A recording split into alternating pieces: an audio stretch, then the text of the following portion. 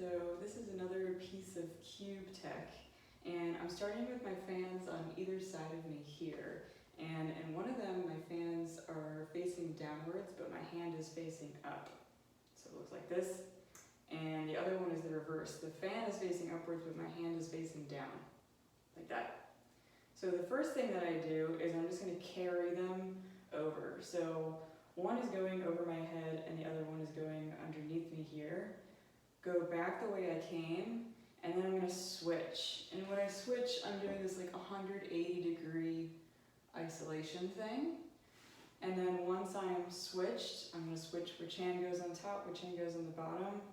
Come back the way I came, switch, do it again. And you can play around with doing same side, opposite.